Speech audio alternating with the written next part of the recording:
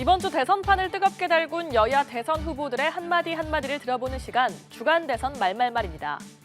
오늘로 제20대 대통령 선거가 40일도 남지 않았습니다. 대선 후보들의 지지율이 엎치락뒤치락하면서 팽팽한 긴장감이 맴돌았던 한 주였는데요. 최근 지지율 정체에 빠진 민주당 이재명 후보는 정치적 고향 경기도를 돌던 중 또 한 번 큰 절을 올리고 새 정치를 약속했습니다. 일정 중간엔 눈물까지 보였죠. 국민의힘 윤석열 후보는 문재인 정부의 대북 정책을 때리며 보수 표심을 공략했습니다. 한 주를 열었던 대선 후보들의 한마디, 영상으로 보시죠. 국민들께서 기대하시는 바에 미치지 못했다라는 점은 분명한 사실인 것 같습니다.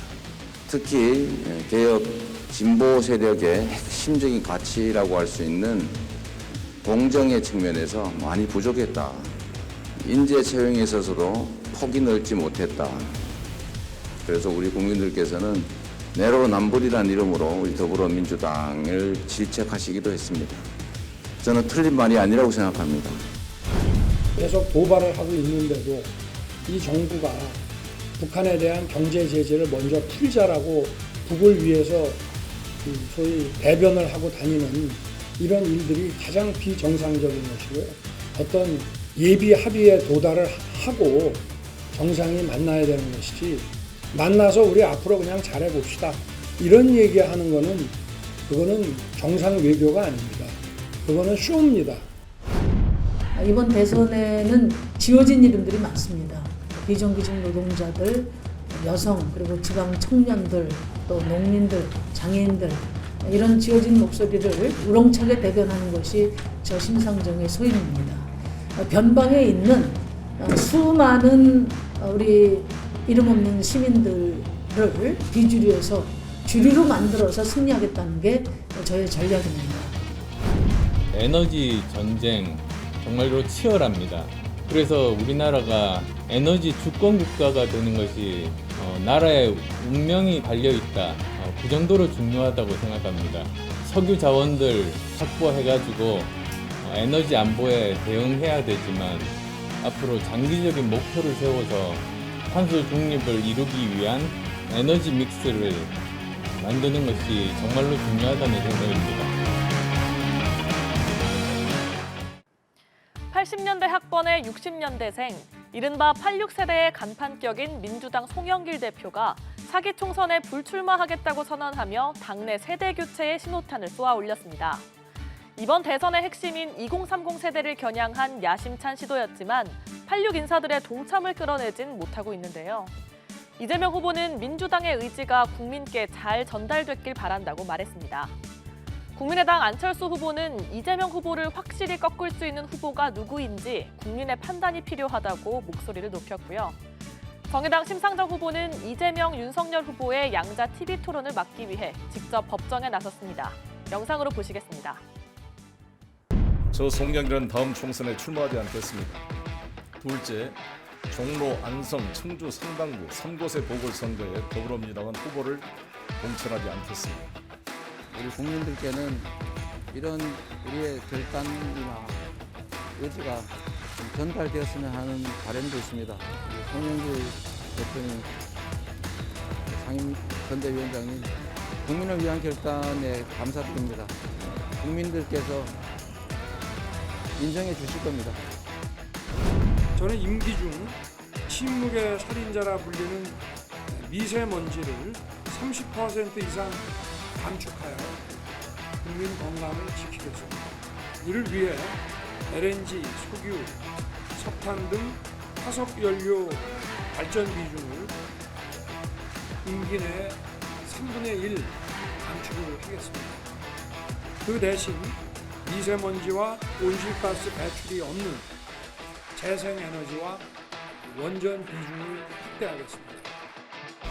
오늘 양자 토론의 부당함과 불법성을 말씀드리려고 법정에 직접 출두를 했습니다. 양자 토론은 소수자의 목소리를 배제함으로써 민주주의 원칙을 훼손하고 있습니다. 방송의 독립성을 정한 방송법, 그리고 공정한 기회 보장을 정한 공직선거법을 위반하는 명백한 불법 토론입니다. 확실한 정통 교체는 야당 후보의 여당 후보와의 경쟁력에서 시작됩니다. 누구에게 표를 몰아줄 때 더 확실하게 정권 교체가 되는지, 누가 여당 후보를 압도적으로 이길 수 있는지에 대한 국민적 판단이 있어야 합니다. 이번 대선 국민들 눈살을 찌푸리게 할 정도로 네거티브 공세가 심해서 비호감 대선이라는 수식어가 붙었었죠. 민주당 이재명 후보가 면목이 없다면서 일체의 네거티브를 중단하겠다고 밝혔습니다. 국민의힘 윤석열 후보는 대북 강경 기조를 이어갔는데요. 이른바 선제 타격론을 다시 꺼내들고 구체적인 설명을 덧붙였습니다. 실망감을 넘어서 역대급 비호감 대선이라는 말을 들을 때마다 국민 여러분께 뵐 면목이 없습니다. 국민의 걱정을 덜어드려야 할 우리 정치가 도리어 국민들께 걱정을 끼쳐드리고 있습니다. 국민 여러분께 고개 숙여서 사과드립니다. 저부터 시작하겠습니다. 저 이재명은 앞으로 일체의 네거티브를 하지 않겠습니다. 야당도 동참해 주십시오. 선제 타격을 바로 한다는 것이 아니고 우리에게 회복할 수 없는 그런 침략적 도발 행위를 할 것이 확실시 될 때에는 우리가 적의 미사일 발사 기지와 그 도발을 지시한 지휘부에 대한 치명적인 타격을 가할 능력이 있고 그럴 의지가 있다고 하는 것을 천명하는 것은 한반도의 평화와 안보에 매우 중요한 우리의 애티튜드라고 저는 생각합니다. 제가 항상 하는 이야기가 있습니다. 대선에서 40여일 정도 남았다면 조선 왕조 500년 동안 일어나는 모든 일들이 다 생길 시간이라고. 앞으로 최소한 두세 번은 대한민국 국민 모두 깜짝 놀랄 일들이 두세 번 반드시 생길 겁니다. 그리고 그 과정을 통해서 이 후보들이 정말로 어떤 사람인지가 드러나게 될 겁니다. 저는 그런 순간을 고대하고 있습니다. 민주당 이재명 후보가 광주 화정 아이파크 붕괴 사고 현장을 찾아 반복해서 재해 사고를 내는 기업을 엄벌하겠다고 강조했습니다. 국민의힘 윤석열 후보는 광화문 청사에 새 대통령실을 꾸리겠다고 밝혔습니다. 기존의 청와대 부지는 국민에게 돌려준다는 계획입니다. 국민의당 안철수 후보는 민주당 송영길 대표 혼자 물러나는 건 국민 눈높이에 훨씬 못 미친다고 비판했습니다. 86세대 정치인들이 집단으로 퇴장해야 한다는 겁니다. 영상으로 들어보시죠. 오늘은 중대재해처벌법이 시행되는 첫날인데 앞으로라도 이런 중대재해를 방치하거나 또는 책임 있는 경우에는 그 이익을 보는 경영주에게 엄정하게 책임을 반드시 물어야 되겠다고 생각됩니다. 중대재해사고를 반복해서 일으키는 기업들에 대해서는 더 이상 그런 위험한 기업 활동을 못하도록 건설 면허를 취소하는 것이 마땅하겠다는 생각이 듭니다. 그래야 다른 기업들이 다시는 이렇게 돈을 벌기 위해서 사람들의 목숨을 빼앗는 일은 없어지지 않을까 생각됩니다. 제가 대통령이 되면 기존의 청와대는 사라질 것입니다. 조직 구조도 일하는 방식도 전혀 다른 새로운 개념의 대통령실이 생겨날 것입니다. 부처 위에 군림하면서 권력만 독점하고 국가적 위기에 제대로 대처하지 못하고 미래도 준비하지 못하는 청와대로는 더 이상 국가를 이끌어 나가기 어렵습니다. 따라서 586 기득권, 운동권 정치인들의 집단 퇴진이 아닌 송 대표 부인의 불출마는 기득권 정치의 혁신에 아무런 영향도 줄 수 없는 겁니다. 아직도 20세기 낡은 이념과 자신들의 이상에 갇힌 상태에서 정치 권력만을 추구하는 586 운동권 세력이 퇴장하지 않고 대한민국 정치의 한복판을 차지하고 있는 한 우리 정치의 미래도 대한민국의 미래도 없을 겁니다.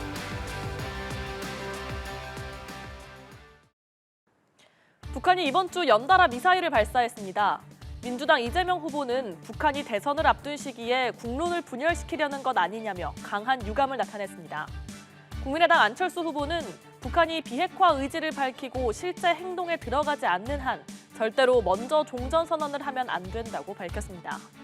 정책 행보를 이어가고 있는 국민의힘 윤석열 후보는 100만 명의 디지털 인재를 양성하겠다는 공약을 내놨습니다.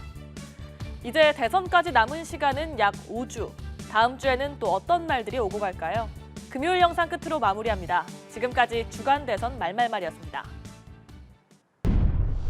대통령 선거가 이루어지는 시점에 집중적인 미사일 발사로 공론을 불민을시키고 이 한반도의 불안정을 초래하는 행위에 대해서 매우 유감스럽게 생각하고, 대선 후보 여러분들에게 이 안보는 여야가 있을 수 없다, 경쟁의 대상이 돼서는 안 된다, 이런 차원에서 대선 후보 공동선언을 제안했는데 다른 후보들께서 함께 해주시기를. 100만 디지털 인재를 양성하겠습니다. 디지털 경제를 이끄는 것은 결국 사람입니다. 윤석열 정부는 디지털 분야 100만 인재 양성을 위해 초중등 교육과정 내 보편적인 소프트웨어 교육을 확대하고 대학의 소프트웨어, 데이터, 인공지능, 반도체 등 디지털 관련 학과의 정원과 국가장학금 지급을 확대하겠습니다. 복지사업 영역은 사회복지사들도 매우 전문성이 필요한 직업인데 그냥 봉사직 비슷하게 그 생각하면서 전반적으로 조건이 열악합니다. 사회복지는 복지 수요자도 행복해야 되고 또 제공하는 종사자들도 같이 행복해야 되거든요. 특히 사회복지 영역에 종사하시는 분들의 노동 조건을 적극적으로 개선하는 데 앞장서겠다. 대한민국 영토 내 전술핵을 가지고 오는 것 자체를 반대합니다. 그럴 필요도 없습니다. 그렇게 되면 북한의 핵 보유를 정당화시켜주고 이 문제는 풀리지 못하게 됩니다. 그래서 오히려 우리는 지금 현재 미국의 핵 우산을 더 강화시키는 방식으로